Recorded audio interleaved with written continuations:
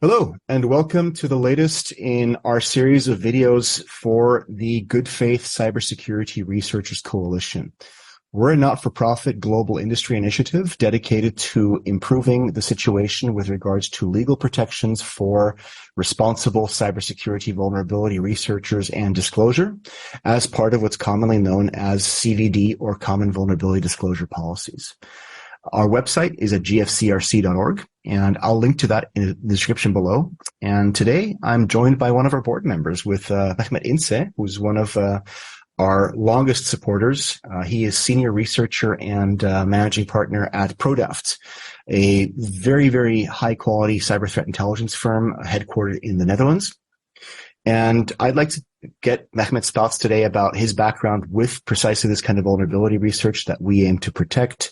Get a little bit of discussion going about where he believes the GFCRC should be heading towards, what the industry can do to advance the objectives of this cause that has been championed by the OECD, and we'll link to that as well in the description. And with that, I want to give Mehmet the chance to introduce yourself. If you'd like to talk a little bit about yourself, who you are, where you come from, what PRODAFT does, anything else that you'd like to share with us. Yes, of course, John. Thanks for having me in this series of podcasts. I can just get started about a little talk about my background. I've been in the vulnerability research field since 2004, maybe 2005. I always been a curious boy when I was even young, about finding vulnerabilities and everything. And then it's been like a kind of more than 15 years of a journey. And I can tell you nothing has changed so much ever since then. So I think this is one of the main motivation of me, why I personally want to invest my time and motivation to the GFCRC, because 15 years ago, there was a lot of problems about vulnerability researchers, the people who are actually wanting to do something for good, people who find vulnerabilities and wanted to report it to the companies to have maybe a better and safer internet. This is my personal motivation in this life. So it's been 50 years. I have done more than 300 publicly accessible vulnerability research and results. And I can say right now, nothing has changed, not too much. Of course, there has been a development in the field, the more and more the companies started to understand that they need to find a way to work together with independent vulnerability researchers, maybe who are in good faith. And maybe we can talk about what is the good faith later on. But, so this is my, a journey in this field. And then back in 2012, we founded the PRODAFT based in the Netherlands, the company. We are kind of doing a same motivation and then mostly focused on the cyber threat intelligence for the same motivation to better and safer internet, John, to be honest, I think. That's great. Thank you for the introduction. Now, obviously, because of your work, in full disclosure, I do a bit of consulting for PRODAFT as well. It's a really great company. I really like them. Very, very smart. Thank you. You track a lot of threat actors, a lot of TTPs, but you also obviously have a strong interest in keeping an overview of the types of vulnerabilities and security holes, whether 0 days or not, that these guys exploit, right? Yeah. So can you talk a little bit about some of the obstacles that you have faced when attempting to keep track of upcoming vulnerabilities? And I know some of the threat actors, I'm not going to go into details, obviously, there's a lot of confidence. You check out their website for some great reports. There's obviously a lot of 0 days involved with some of these guys. Can you talk about some of the obstacles that the lack of availability of vulnerability information, or more specifically patches, has some of the problems that has caused you in, for example, being able to help protect victims or targets of some of these attacks? Yeah, as you mentioned, and as a whole industry, we have witnessed, especially over the past 4 years, 5 years, and more those hacker groups and threat actors are aiming to leverage those zero-day vulnerabilities, because I think this scene for the threat actors started shifting to using more and more those kind of vulnerabilities, especially for the products, because they just like recently has seen the opportunity to by just finding one vulnerability that affects the one product, but there's like a millions of companies who are using the same product. So like the supply chain problems becomes like a more and more important for the whole industry, and as well as for the hacker groups as well. So when the hacker groups and those adversaries are finding those vulnerabilities, they always just going for like holding it to the moment where they needed to use it the most. So there is like a huge time gap and the time window when the hackers groups are finding vulnerabilities, and then like the time they're going to use it, there's just like a years of time waiting for the moment to use them. And from our perspective, when we have seen those kind of zero-day vulnerabilities has been used for like any activities for those hacker groups, it just always indicates the company could have seen that before, even that there's just like an activity becoming in the world. So one of the biggest problem I think that we have recently have seen that even though the vulnerability has been fixed by those vendors, they are not publicly announce those changes that have been facing. So for the companies like us or their customers have to spend and invest time to fully understand what happened and what is the reason of this, just like in middle of a night update they've been pushing, and then just like try to getting the patch as much as quickly possible. So I think like one of the biggest important things that we need to focus on the near future, those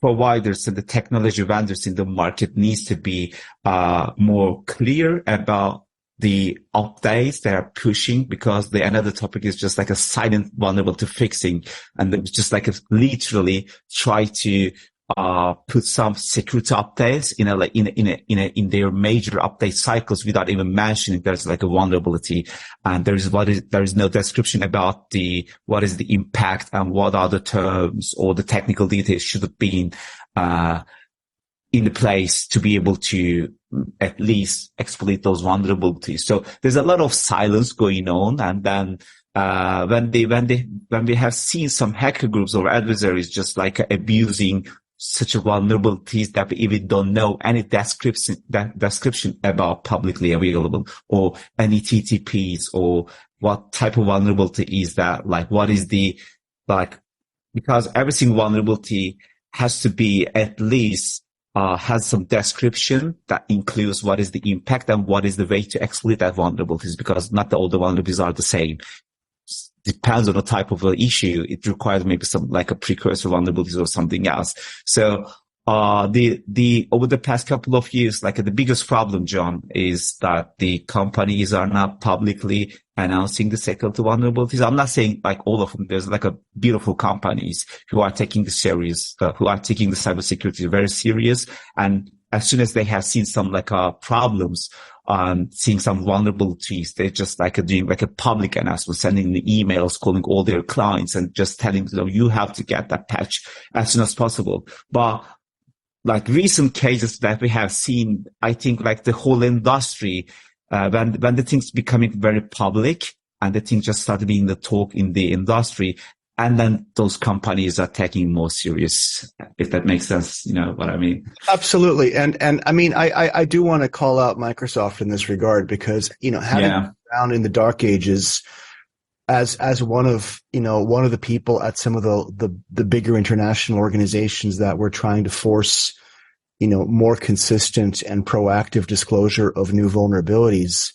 And, at the dawn of Patch Tuesday, I have to say that they've become an absolutely, and full disclosure, they're also one of our board members. They've become an absolutely amazing, corporate citizen, if you want to use that term, being communicative with not only customers, but also, industry cybersecurity, information sharing organizations, such as some of the ISACs. And basically contributing very actively to a lot of groups like this one that are geared towards, towards encouraging this more consistent and positive vulnerability treatment rather than keeping it all to yourself. So a lot of the points that you make, they resonate very, very strongly. And unfortunately, we're not seeing that level of commitment to what's essentially societal stability, economic stability, right? It sounds a bit, using big words here, but that is fundamentally the issue, isn't it? What I want to get from you, I mean, somebody in your position, you guys, again, I cannot stress this enough, talking to yourself and a lot of the threat intelligence research team at your organization, you are perforce coming from a background as an ethical hacker, basically. Somebody whose formative process involves trying door handles. A lot of us did that when we were younger. Yeah. Can you tell us some of your experiences? I mean, you're bound to have had some, whether or not you ever got in trouble, but at least you've encountered, I know you have, we all did, some situations where, I know, yeah, where, you ran into basically, well, I found something. How do I report this? How do I deal with this? Give us some examples there. Is this even legal? And just some lack of clarity there. Yeah, you are right, John, that we have seen some cases in the back then, and I wanna categorize the problem in a different level. So one of the biggest problem, I think, imagine me as a independent or even independent security researchers, and I'm just witness a vulnerability there, and I know there's a lot of companies will be affected by this. So as a responsible person, someone who's in the street, walking down the street and seeing someone is committing a crime, you would like to report it, right? So it's just same it's really same for me to same instinct that I would like to report these vulnerabilities to someone who can take an action and then fix it, because I know it will damage some companies and eventually it will damage information of the citizens. You want to do the right thing. You're a good citizen. Yeah. Just simple. But I'm just going to invest my personal time to do it, maybe just finding the vulnerabilities, which is nice. I'm also having enough fun by doing this. But at the end of the day, I want to report it to someone. So the question is, let's say you have in a company, John Solomon. So I'm just putting your name in the Google and then try to find someone or some page or at least anything where I can just report the vulnerabilities. But I can give an example. Of course, I'm not going to share the name of the companies or the things. Just 3 years ago, we have seen remote code execution vulnerability that can be exploited without having any credentials and then remotely. It's a really critical one, and it was affecting one of the biggest security vendor in the market 3 years ago. So it was just literally ringing the alarm bells. We have to report it. So I just try to find a security contact page or something, a vulnerability disclosure. So we couldn't find anything more informative, but at the end of the day, we have ended up an email, which was security@blah.com. So we just sent an email just asking for a point of contact or security communications to share the report or the details.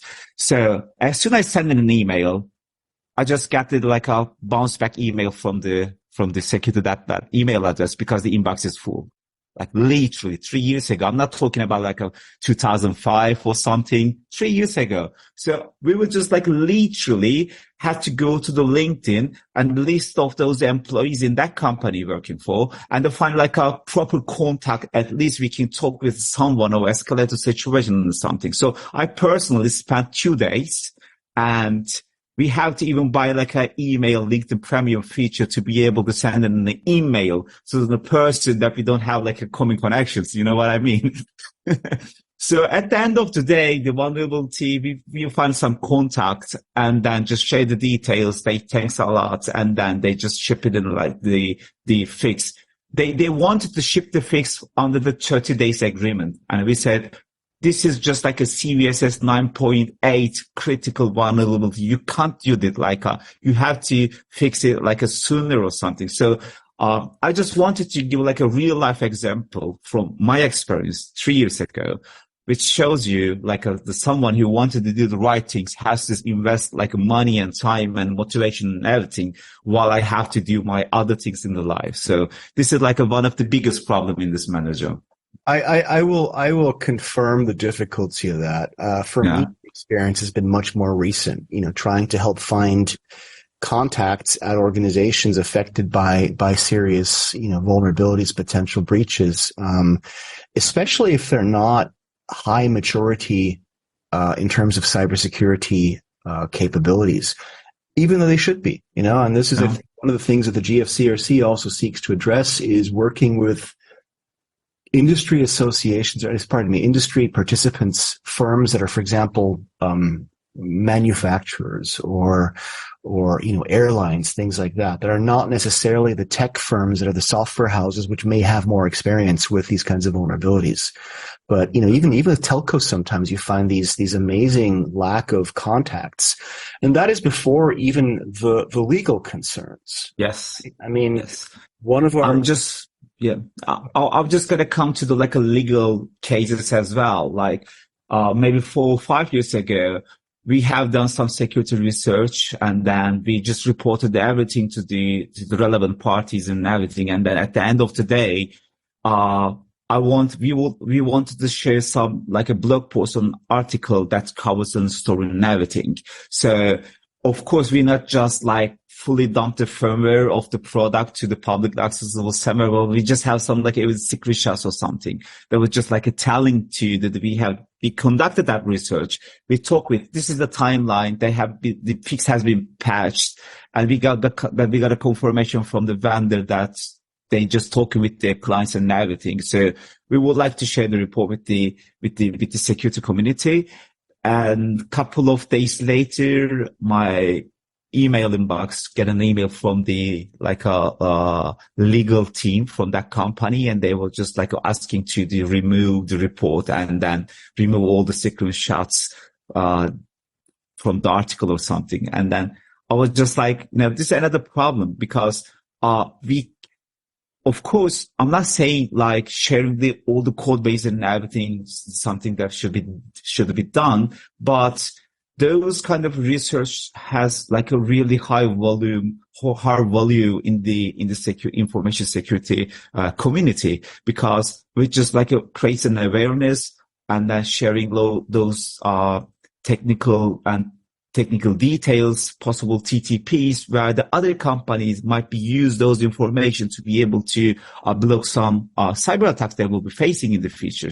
But I think the companies, especially their legal teams, has to invest more time and maybe even the money to find out what is the most suitable or comfortable place for them to welcoming those kind of researchers about their own product. I'm not saying a fully disclosure and everything, but at least they have to do something about it, because they were just literally telling us that they're going to go to court, which is another problem. I'm living in the UK right now. The vendor was based in US, but they have a different operation somewhere. So where are you going to sue me if you really wanted to do it? You know what I mean? It was just also gets really complicated. And at the end of the day, you would just turning down those researchers from your door, and you just lead to telling everybody in the field, I don't want you to do this such a research on our products.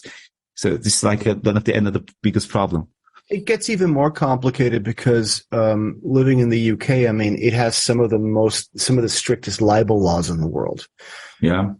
And that's been very often used to silence critics of organizations. Now, I'm not familiar with any case when it was used to silence cybersecurity vulnerability researchers. Yeah.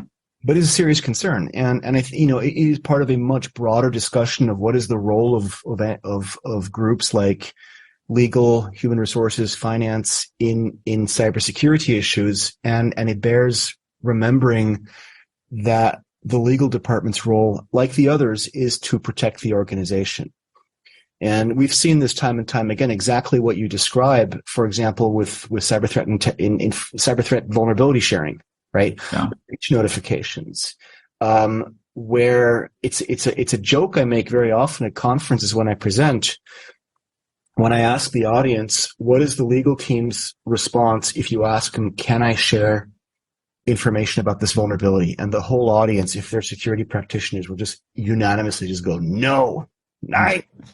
And it's an issue, and I think the legal team, they're not wrong. They're afraid of legal lack of clarity. So, when in doubt, say no. And this has led to a lot of very, very awkward situations. I've just had an episode with a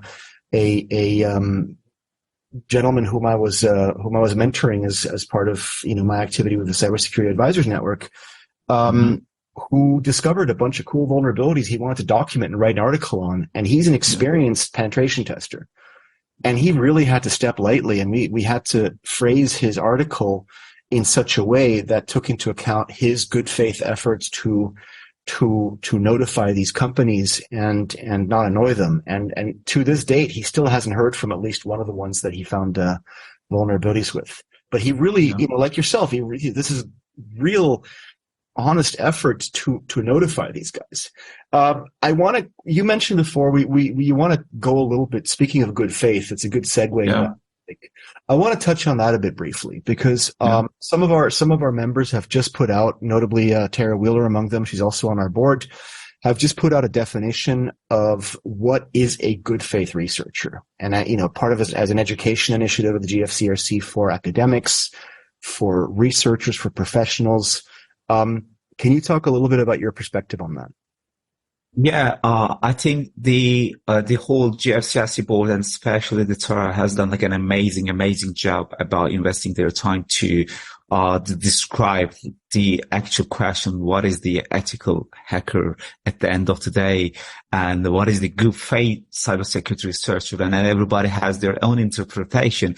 And for me, like as I said in the beginning, I always wanted to do the right things. So like the question for me is just transfer more about like what is the right thing for my interpretation. And I just like use the very, very same example that I given like a couple of minutes ago, which is when I was walking down the street and seeing there was someone is just committing a crime. So I'm just feeling myself responsible. Even I can't just intervene and then just stop the commit being crimes, but I just wanted to report it to the authorities who can just do something about it. And the same instinct, I always been like that. The same instincts comes in the technology for me. I have some skills, and there's a lot of people who have even amazing hackers, especially for the younger generation and Gen Z. They're just coming with amazing skills and knowledge in that field. So, I want to do the right thing. I'm seeing the vulnerability there, and then I'm feeling responsible because I have seen with my own eyes over the past 15 years, if there is a vulnerability, sooner or later, and most probably sooner, it will be used by the hackers. It's always been like that. It's always been, always going to be like that. So, I wanted to be everything more proactive because the hackers don't have any rules or regulations or laws or something they need to do or follow. But so that means they literally going to do whatever they want. So, how is it 2023 and a lot of companies still don't understand that? They're just hiding it is not going to make it go away. Yeah, it never do whatever you want, try to hide anything. Sooner or later, it will come up. It will come up. So we have seen cases in the history. I'm not talking about all the way back a couple of years ago. There was a company who just literally try to hide everything. At the end of the day, they be breached. They find tons of vulnerabilities by the hackers, which also putting a spotlight under that company, which brings attention for the people in the information security field as well. So at the end of the day, there was more and more people and eyes on them. So it doesn't really change anything at the end of the day. And as someone who wanted to do something right, which is reporting a vulnerability, I don't want to be fear about reporting anything because I've been in a multiple situation in my life, just being tried to sued or even threatened or just because I reported the vulnerability. So, I think like for me to like the good faith cybersecurity researcher definition is just like a really kind of simple as a person who wanted to do something right, which is reporting the vulnerabilities to the vendor or maybe even the CERT. We maybe have to talk about the CERT in this place at later, but I wanted to do it without having a fear of seeing the bad consequences about the reporting the vulnerabilities, because finding the vulnerability shouldn't be a report. I think like the hacking is, or at least to be more precise, abusing those vulnerabilities is a place where you're committing a crime. Finding the vulnerability and try to report it, it shouldn't be crime that you're just committing. You know what I mean, John? I think this is like for me the actual definition of the thing. Absolutely, and I think it's as you indicate, it doesn't just serve the people finding the bugs and the security holes to understand how they should treat them, how they should deal with them, how they should be responsible, because you also have an obligation as a researcher. Yeah. But it's a good way for companies to understand that you're not being threatened. Nobody is threatening you here, right? And if somebody really makes an effort to contact you and to give you this for free, essentially, unless you have a defined bug bounty program, they're trying to help you, because the benefit for them is that they help build their reputation as an academic, as a hacker. Yeah. Security is a very ego. Yeah. And also we should be distinguished with the people who are using that word like a good faith researcher and then blackmailing the companies. The companies should have distinguished those guys absolutely from the guys who actually want to do something good. You cannot just ignore the whole scene or like a researcher just because there's like a couple of guys who are just like a blackmailing the companies. I find a vulnerability, I can share the details if you pay me. No, like you just can't, that justification for the whole thing. It is thankfully a very, very small part of the ecosystem, but they do it. Yes. And I think it is important for everybody who is involved in honest, good faith work to condemn these and hopefully to help motivate them to not do that. Because that is cybercrime, and that does not in any way come under the definition of good faith. But at least with a definition like the one that we've published, a company that might be confronted with a vulnerability in products that they either use or sell, can have a better understanding of the fact that somebody who is confronting them with this is not necessarily a bad guy, that they really may have, if not the company's best interest, at least society's best interest at heart. And again, let's be honest, some of these people, they have a material interest in getting credit for the vulnerability. That's why bug bounty programs exist, to reward that, to be a good person, to do the right thing.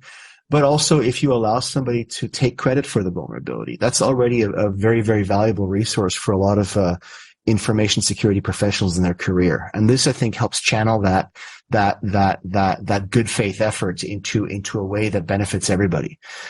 You mentioned you mentioned CERTs. I think that's a good thing, a good topic to wrap up on. Let's talk about that for a sec, because as with breaches, very often the response with vulnerabilities is just report it to the CERT. Yeah. All right. But like I can give you like another real life example. I'm full of a guy who had an experience like every single field where we have the most problem in the vulnerability research field. Like couple of years ago, we have found one threat actor group that we're actively monitoring at PRODAFT. And we have seen they are using one vulnerability, and it turned out it's a 0-day. So we would like to report it to the vendor because it should be fixed, right? But we couldn't be able to find a proper way and channel to the talk with the vendor, because even if you find like some contact or something, they may be just ignoring you, maybe just like, ghosting you as well. At the end of the day, we wanted to report it to the CERT because the CERTs are within the countries, they are the only point of contact where you can talk about those such technical things like hacker groups, some like TTPs, or maybe just like the details of the vulnerabilities. So we wanted to report it to the CERT, but after we just reporting vulnerabilities to the CERT, they just spend a couple of days to get back to us. And even they had a hard time to communicate with the company itself, because it looks like the origin of the company based on the different country, but they were actively doing the business in the country we reported to the CERTs. So at the end of the day, we have find ourselves in a situation where we need to just send a copy of that vulnerability to all the CERTs in the world, or should we just like communicate a couple of the person that we know? Like, how are we going to be able to handle the situation?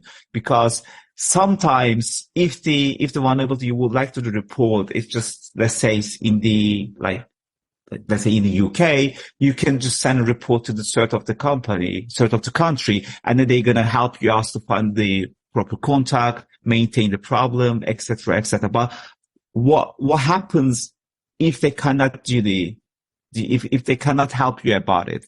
What happens if the country headquarters or the registered address in somewhere in the world, let's say in Africa? How are we going to be able to maintain the problem? So, at the end of the day, they couldn't help us, and we'll find another contact where we're going to report on vulnerability. So, I think for the security researcher field, imagine yourself, John, you find a vulnerability that affects one product, and the company of that vendor lives, let's say, in Belgium. So if you can't find a direct point of contact for that company, what you're going to do? Are you going to just report it to the CERT of the company you're living in, or company of the CERT of the Belgium? What you're going to do about it? I think we should have more, clear and clear path for such a researcher like us. If that's the case. I think it also speaks, especially in the European Union, we do have a tendency sometimes from the Commission side to focus on the quote unquote official channels, and there is very often industry is very often not included in these discussions, because there is this very, very, very tidy view, looks great on PowerPoint, of everything should go via the competent authority, the cybersecurity center, the CERT, et cetera. But as you point out, they're not always responsive. They're not always well resourced, especially in a lot of Eastern European countries. We see that private industry, they pay better than the national CERT.